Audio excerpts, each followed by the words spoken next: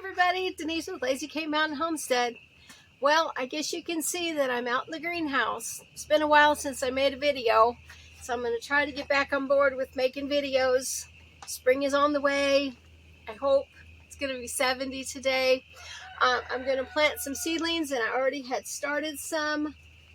This is some Danish ball head cabbage. I've got my broccolis going, so I'm going to go ahead and separate these today and put them in these cups.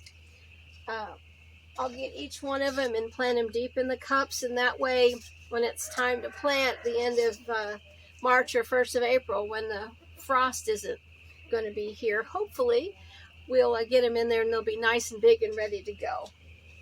So I just thought I would bring you along. You'll hear the frogs out there probably, and the chickens, and it's windy today. But I'm going to go ahead and plant peppers and tomatoes. I do have some marglobes I started. Don't they look good? Now they're an heirloom. And if you guys have never planted seeds before, seeds are expensive, but you know, they're one thing that you can save every year. As long as they're heirloom, you can save them. I've tried to save from what I bought at the store and not had any luck. Mostly those are hybrids, and you really don't know if they're GMO or non-GMO. So I saved my seeds. And I've got a bunch in here, different ones, probably about 20 different kinds of tomatoes. And I don't usually use seed starting mixture. I usually just use the garden soil, and today I'm using Miracle Grow garden soil, all-purpose in-ground use, because it'll go right in the ground. So, and when I do go to plant them, I'll just cut this open, separate it, and just drop my plant down in there. So, and then we get rid of these. I know they're plastic. A lot of people are like anti-plastic, but these are cheap and they don't mold. And we usually get rid of them, put them in the burn pile. So that's what we do. Okay, so what else was I going to tell you? Oh, I got my onion sets from Gurney's.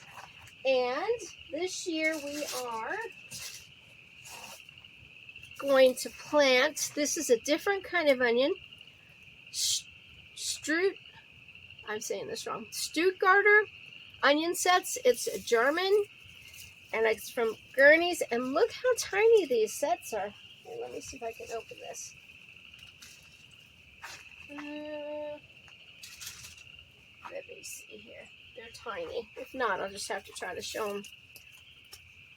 Well, anyway, look how tiny they are in there. I mean, that's my finger. My hands are small. But these are a yellow onion, and they're supposed to be a pungent onion, which means strong smell, which I like. And I have read that the stronger the onion, the better keeper it is. So hopefully, fingers crossed. And we also got our garlic from Gurney's. Now, I like Gurney's because it's non-GMO company, and I've always had good luck. There is the garlic. This is a soft neck California white, and when I'm out there planting these in a little bit, I'll have it on this video too, show you how to plant the garlic. I usually do garlic every 2 years because garlic does make a lot of garlic, because you figure for every section of garlic that you plant, you're going to have one of these, and they last quite a long time for us. I also got a couple blueberry bushes. Now these are to plant in container for a container garden, and they're called Blueberry Top Hat Dwarf. So they're supposed to have berries, fruit this year. And last year, I think it was last year, the year before, might have been the year before, because last year I was taking care of my mom with the breast cancer, and then I had the heart attack. So wasn't really a good gardener or beekeeper or anything last year. These are called Gurney's Whopper, and I've got those to plant again this year. I'm so glad to be kind of back into it. It breaks your heart when you can't get out there and do stuff, but things happen in life, right? So these are huge, and they taste so good. I mean, if you're thinking about strawberry flavor, these really, we were so surprised how good they tasted compared to the other strawberries that I have planted, which are Juneberry. I can't remember all the names, but these are big and they taste good. And they do only, they make fruit once a year. So that's the thing. With the smaller ones, they'll give fruit a couple times a year. And then for my birthday, which was last Saturday, Kelly gave me a thornless blackberry. So I'm excited. We're going to find a place to plant that. I'm not going to do that today. But Willis will be home and we will plant that somewhere wonderful. So that's what I'm doing today. So first of all, I'm just going to go ahead and fill each one of these cups up. And I'm going to divide these plants right now. So I'm going to go ahead and shut off the video. I'll be back when I've got all my cups filled and we will continue. Okay, I'm back. As you can see, I have quite a few of the cups filled. These are going to be for the transplanting of the seedlings that are already up. Cabbage, broccoli, and a couple tomatoes. And I need a drink. Some of that dirt gets in here. It's finally sunny out, so the greenhouse will really warm up. That'll be nice because I actually had my heat lamps on this morning because it was cool in here. If you do leave your stuff in the greenhouse or outside and it's going to be below 40 degrees, you really need to have some source of heat. I have a kerosene heater in here and electric heater. And we did have propane, but that one was kind of lemon. And then I've got my brooder lamps that we put heat bulbs in. And two of them pretty much keeps this old greenhouse going. And yeah, this is an old greenhouse, but we love it. But I will tell you, hopefully this fall we're going to tear this down and move a greenhouse up closer to the road. Because I'd like to get back into selling seedlings again. I don't really like it being this far down below the house. So just for safety issues, I did have a few problems a couple years ago and I had to kind of shut that down. That's something to keep in mind if you are going to sell from the house, because general public is general public, just experience. Okay guys, so what I'm going to do first, let me show you these. These are Destiny Hybrid broccoli. Look how teeny they are. They've actually been growing as long as these have. And this is early Jersey Wakefield cabbage. I've got the other broccoli I showed you earlier. And that's Calabrese. Look at that. That's really grown up. I think this is a hybrid. So I'm going to let this grow a little bit longer before I even attempt to transplant. Now, if you've never transplanted plants from seeds, let me just give you a little hint. Cabbage, broccoli, tomatoes, they don't mind being transplanted into something else or directly into the ground. Things like squash, yellow squash, zucchini, winter squash, butternut, beans, I'm trying to think, radishes, lettuce. Now lettuce is kind of a okay. If it's a big plant, like a butter crunch or something, you can transplant that. But if you got like leaf lettuce, that's a little bit harder to transplant unless you've got a pretty decent size plant. They do go through transplant shock. The ones that I just listed, they go through transplant shock. Beans especially do not like to be transplanted. They're more of a direct sow type of plant. And you want to try to not have transplant shock. And you have to water them and kind of baby them along. You don't want to fertilize right away when you do that because that's actually not going to help. The plant's got to establish itself. That goes for anything, but just those others I was mentioning, especially like squash and beans and things. Direct sow, let them establish themselves. Then you can side dress them with fertilizer or whatever. We use natural. We use most of our rabbit manure, chicken manure, turkey manure, and then we've got quail. So we've got little quail manures. So we try to use that in mushroom dirt. I try my best not to use commercial fertilizers. I mean, sometimes you have to, Willis likes to use commercial fertilizer when we're growing our corn, especially our hickory cane corn. It's a field corn because it really, corn is a heavy feeder. We start everything with the manures that are natural, but if we see that they're really struggling, we'll side dress. So we'll hopefully get to that as the year progresses, so that'll be fun. I can't wait. I'm so excited to be back in this greenhouse. It's like jonesing for the garden to come on in spring. So anyways, let me get back to this. I know I talk too much. Okay, so I've got these red cups here. I've only filled them about the halfway. Reason being, I'm going to plant these deep. These are the marglobes. Oh, and another reason I like these, I can write on them. And if I've got something from last year, this one doesn't, I can go ahead and cross it out and put, you know. So I've used these probably for, I'd say this is 4 years now. So that's pretty good. And, you know, these solo cups are pretty cheap. And you also want to make sure that you've got drainage in the bottom. And I usually poke a pretty good size hole down there. Okay, so what I'm going to do, take the back of this.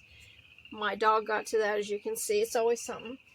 I'm going to go ahead and make a pretty decent hole in there. And if the soil falls back in, I just kind of widen it with this. And then we're going to go ahead and with our fingers kind of go up underneath that tomato plant. And there she is right there. Okay? And we're going to plant it deep. And I'm going to shake some of this soil off. So I've got a plant about that big. And just drop it down in there. And if you need to make your hole bigger that you're going to transplant her down in there, go right ahead. And you can go ahead and, let's see if you can see me. I'm just going to gently push with 2 fingers so it gets down in there. Okay, now this plant is probably to here where the roots are. That will give it enough to establish down here by the time it's ready to plant in April. And I'm going to take some soil and just kind of gently go around until just the 2 leaves are poking out. Okay, let me show you. You see that? Okay, and you can press down gently because you don't want to break your tomato. And that's what I'm going to do to each one of these tomatoes. These again are marglobes. So I'll just write on the side here. And 69 days. So once I get them in the ground, it'll be 69 days to harvest. I think I got dirt on my nose. So I'll write marglobe on here. You can write whatever information you want on here. You can write the day that you planted them, whatever you want to do. That's up to you. Marglobe, and I'll write 69 days because I know that's what I want to remember. Okay, so I will do all these tomatoes, but let's go ahead and start with some of these. Broccoli. It's a lot of them in there. Now with broccoli, I kind of do a little bit different because I've got so many in there. I think I accidentally did too many. So what I'm going to do is I'm just going to gently roll it, and that will break the dirt loose, and I'm going to bring them out. Now, look, you've got all these plants. You see all the roots. Gently put it back without breaking. And I'm going to go ahead and just kind of break away the soil until I can get each one. Sometimes it might be 2.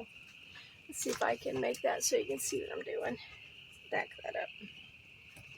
There you go. There you go. And you can see it's getting hot in here. So I may have to open the door a little bit because these are little tenderettes. Sometimes you have to plant 2 at a time depending on how they kind of rooted together. If they did, I don't want to sacrifice any. I know some people don't mind it. But here's 2 of them together. I probably can release these 2. Yeah. So I've got 2 plants. There you go. And we will do the same thing. to go ahead and plant these really deep. And you see how long that plant is there? Got that down there. All right, here they are. And I'm just going to drop it way down there. Do the same thing. Just going to go ahead and get it stable. And then I'll get some more of my dirt. Now these are doing really good. I've got almost 4 leaves on these broccolis. This will probably take me quite a while, which I will not make a video making you watch me do all these. Because I know for one thing I'll have to take my sweatshirt off because it's getting hot in here. My soil is moist. So I am not going to water them again. I'll water them tomorrow. Unless I come out here and find that they dried out. But there you go. As they grow, you see I've given myself kind of a space. As they grow, you're going to go ahead and add a little more dirt until they get right here where you can't add any more dirt. You've really stabilized your plant. Another thing too, and I'll probably have to do this with another video, as these babies grow, we're going to go in there, we're going to pinch the middle. And what that does is makes it so they're not so leggy. I'll do that with the tomatoes too while they're in these cups. And that'll force the plant to want to rejuvenate itself from the root up and make a stronger, healthier plant instead of a big leggy plant. You know, you've probably had that happen or gone to the Lowe's or wherever and bought your tomato plants and they're real leggy. That's why. Okay, so that is what I'm going to do, and let me go ahead and write on here what it is. Of course, I don't know what I did with my marker, but anyways, I will find it. It's probably fallen down here somewhere. And this is Calabrese, and I will remember what that is, Calabrese. I didn't write the date on there, but usually broccoli, oh here it is, broccoli is about 80 days, especially if it's a hybrid. So I'll write, see I had giant peak tomatoes in last year, so I'll write Calabrese, broccoli. I mean, and if you want to put hybrid, heirloom, whatever, I know that I grow this every year, so I know what it is. It's up to you. However much information or little information you want on here, you can. And then I try to go ahead and keep them in these trays, which I love these trays. And it doesn't matter if you have them mixed up or not. I usually try to separate them, but since I'm shooting the video, not trying to make anybody crazy with OCD, but this is the broccoli and here is the tomato. So I will do this, make everybody happy. Put you over here. This will be broccoli and cabbage, and yeah, I'll have to have a lot more. But anyway, that is what we're going to do in the greenhouse. So we'll be back when we're going to out and plant those onion sets. Well, good morning. This is day 2 of the seeds. I couldn't finish everything yesterday. I did get all of those seedlings transplanted, as you can see. They're all over there. They're all labeled. Today we're going to go ahead and plant some seeds, tomatoes and peppers, and then the onions and garlic. Boy, is it hot in this greenhouse. Let me take the sweater off. I was just out finishing up my feeding of the farm, and it was a little cold today. It's supposed to be in the 70s today. Hopefully I don't trip and fall in here. It's kind of unlevel. I don't have a fancy greenhouse like some people do. But anyway, it works. So what I wanted to show you is how I start seeds. You can start them in individual pots, however you want to do it. But with tomatoes and peppers, they're very easily transplanted. And so I like to just put them all together. Whatever kind of tomato I have. For instance, this one is a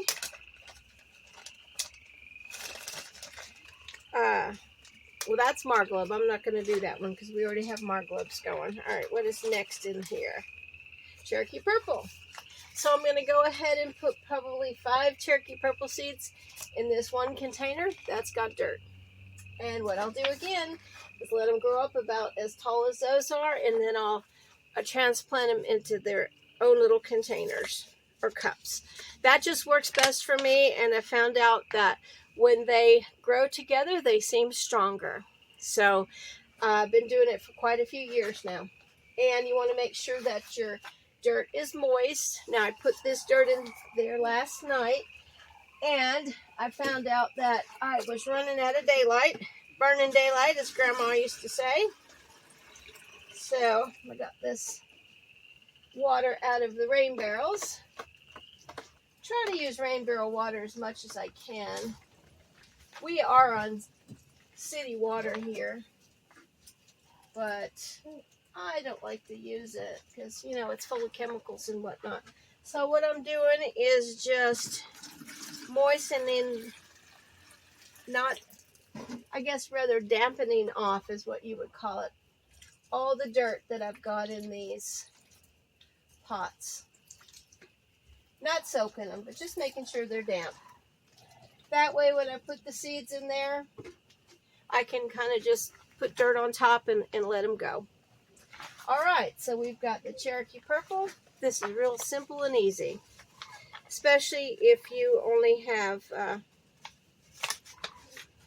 a couple pots, but you've got all these containers that you saved. That's what I've been doing for years, and it works perfect. Actually, when I used to sell them, people would come over, and I could just pull the plants right out of these and put them in pots for them. So we're just going to go ahead, and there's no rhyme or reason how I'm putting these in there. 5 of them, and just kind of covering them up with that moist soil, making sure that they are covered. And that's it, guys. That's all I do as far as that goes. Peppers, the same way. Works great. Peppers are here. Peppers don't have to be started right now because they are more of a late season plant, but I like to have them ready just in case somebody says, hey, do you have any peppers? And I can say, sure, come on and get some. These are Serrano chili peppers. I love them. I like that they have a mild heat. They're really good in chili, spaghetti, anything that you want to put a little hit of heat in there, but not enough to like burn your mouth off. And let's see, these right here, and it's still moist, and I'm just going to put, again, probably 5 plants in here because I'm not selling. So I'll just sprinkle 5 seeds on top there and just toss it around, and that's it. That's all I do. And probably 2 or 3 weeks I'll come back out here and transplant them into their cups like I did everything else. Again, there's nothing wrong with putting them in individual cups right away. It's up to you. I just find that this is faster, easier, and they seem to grow better when they're in a cluster. Okay, well, I'm going to go ahead and finish this up, and then I'll meet you outside and we'll plant those onion sets. Okay, everybody, well, I'm out here going to plant these onion sets. I've got a raised bed here that Willis built for me. Got several. You can grow your onions in a raised bed. You can grow them in a 5-gallon bucket. Anything that you want. Direct sow into your garden. It's up to you. But I'm going to put it in this raised bed. We have amended the soil all winter with rabbit manure, wood ash, bone meal, because I knew I was going to plant the onion sets in it. And you know, onions are a root vegetable, and bone meal and blood meal are really good for the root vegetables. So what I've done, and I've also got some other manure in here. So I've got my little trowel thing here. I'm just going to kind of level it out a little bit, get out any oak leaves and stuff that I can get out of here, branches and things that have fallen over the winter. Just kind of level it out a little bit. We always have a lot of weeds that like to come up.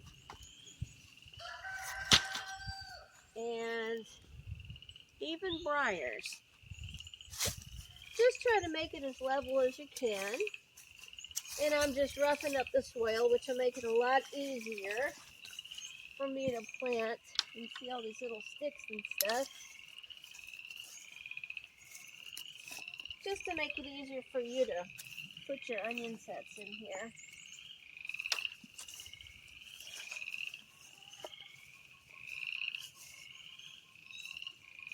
Onions are one of the easiest things to grow. We've got a lot of acorns in here, but we have a lot of oak trees all around. But you think as far away as they are, they would not be falling in the raised beds, but they are. Okay. And as I go through, I'll just pull things out. So, yeah. We don't want any oak trees growing in my raised beds. That wouldn't be cool. Okay. So, if you've never planted onion sets before, it's really easy. This is your onion set. This is the top. And look at the bottom there. You can see where the roots will be coming out. That's the bottom. And you're just going to make a little hole.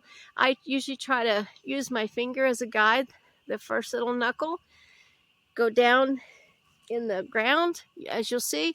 And I just place each one. And you want this little bit to be sticking out. You don't want to cover your onion sets completely. It's kind of hard for me to see because the sun is in my eyes. But I think you can see me. I lowered my tripod. So if you don't want to use your fingers, or you can use a gloved hand, you know, when you're in here, you're getting your garden manicure, as they call it. So I usually just go through my whole raised bed and make my little holes. And I go probably 6 inches apart. Because you want to give your onion set room to grow. These onions are supposed to be about this big, so a medium-sized yellow. So I'm just going to go ahead and stick my finger in there. Let me go 6 inches.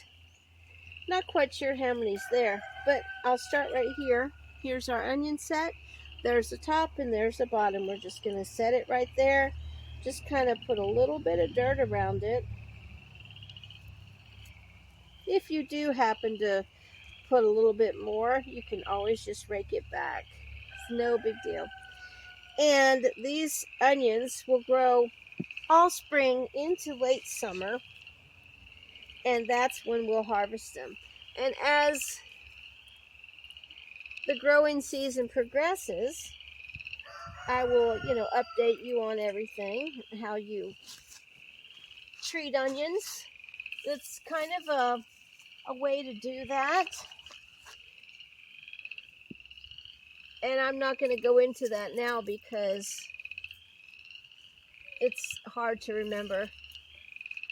I don't mean to be showing everything there. Okay, so that's what we're going to do with the onions.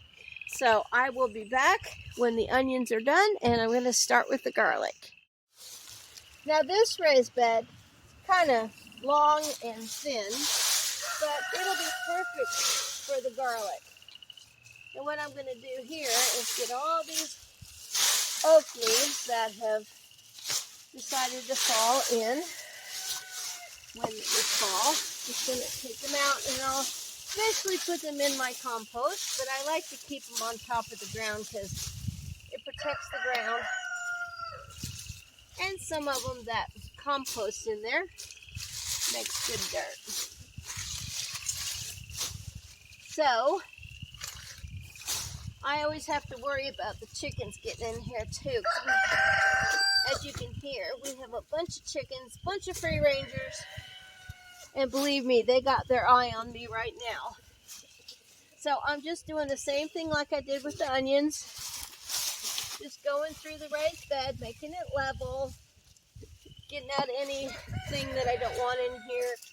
Acorns, leaves, rocks, anything that might have made its way into this raised bed over the winter months. And leveling it out. You can always turn over your soil too. This is soil is pretty much dirt from our house where we live. Probably some mushroom dirt that we get from the local mushroom factory, which is really good as long as it's not hot.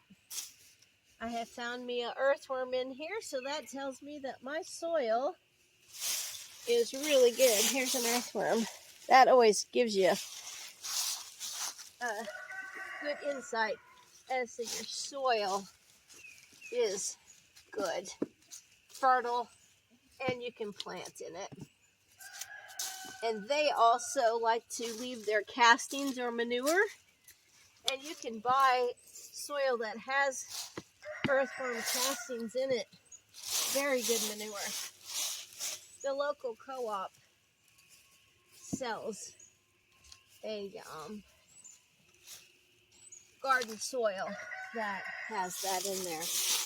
We try to do everything as natural as possible, and with leaving the leaves on there, that actually makes it so that things like earthworms want to make their home in here.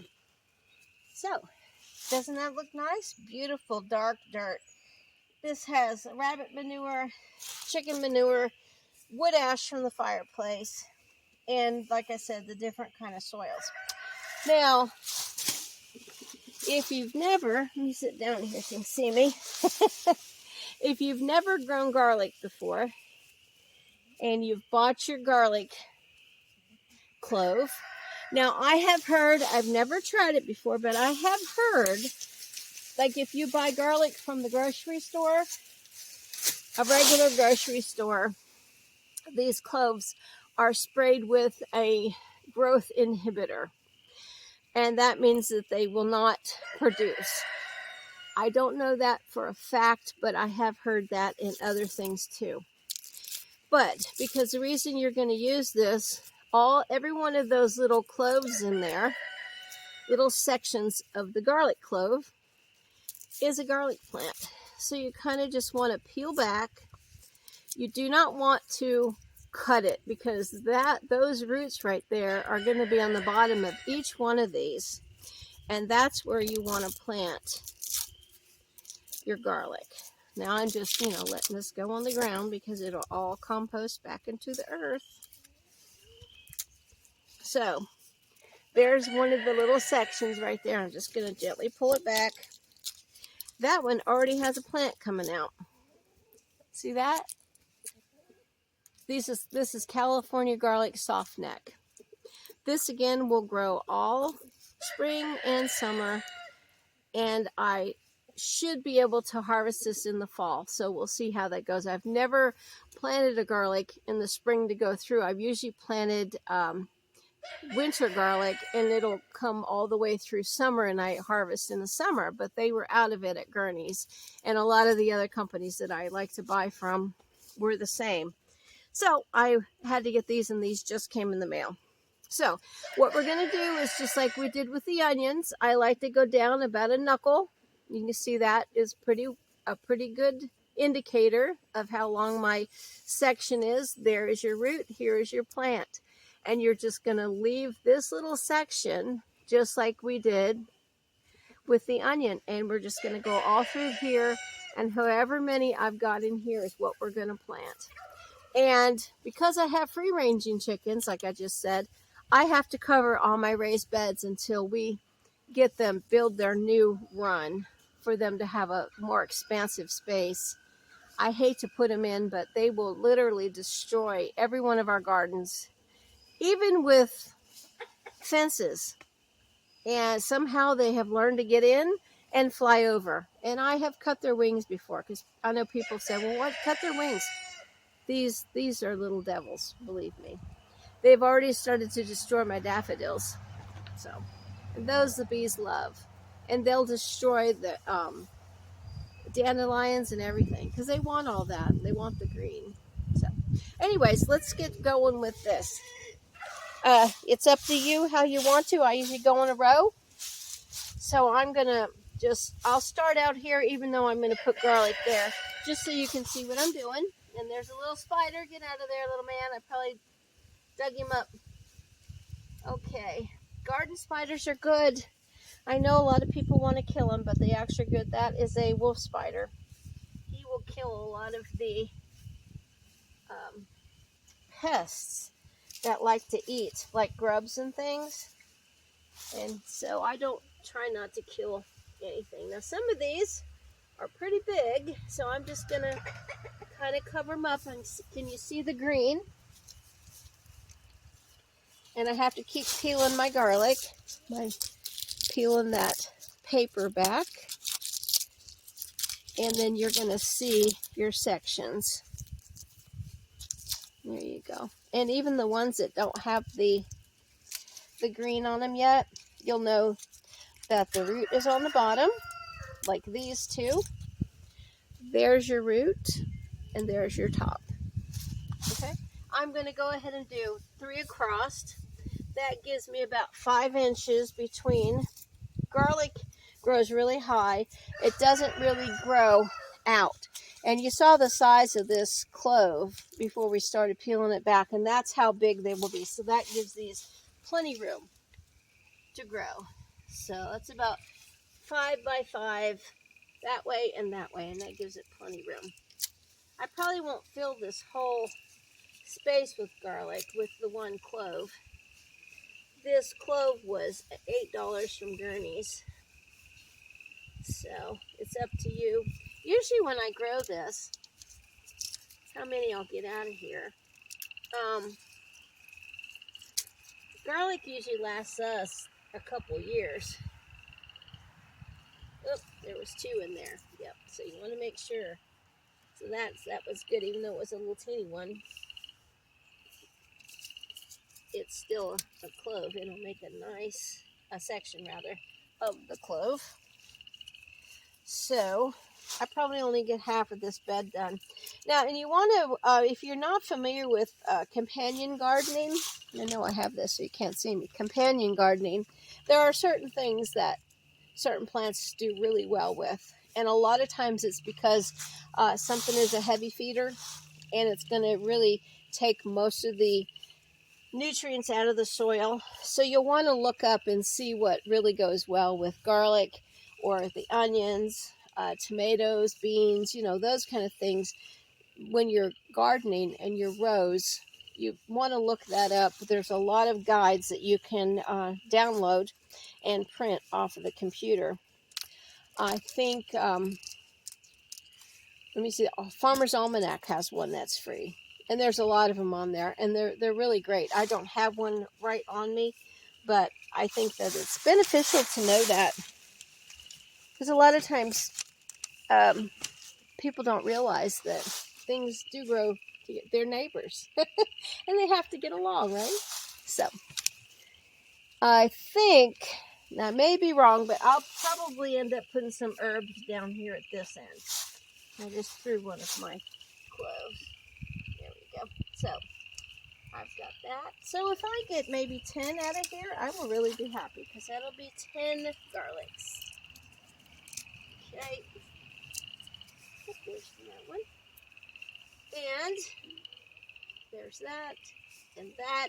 And I know I threw one over here. It flew out of my hand. Yep. Perfect. So that gives me 1, 2, 3, 4, 5. I got 15 out of that. So that's plenty for us. Okay. And that'll last us easily a year or 2. So I'm just going back, kind of covering them up a little bit.